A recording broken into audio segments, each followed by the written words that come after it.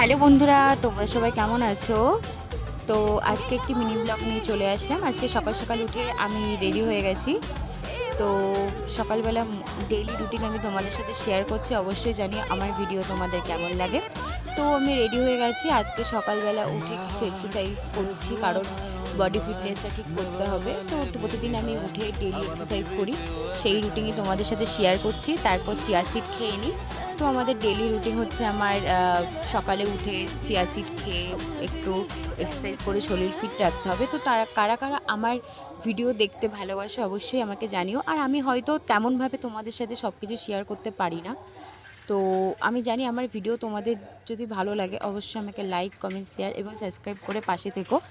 আমি যেটুকু পারি সেটুকু তোমার সাথে শেয়ার করি। আর আমি জানি আমি সামান্য একটা মেয়ে, আমি হয়তো অত বড় বড় ক্রিয়েটার বা এত বড় ইউটিউবার হয়ে যাইনি এখনও।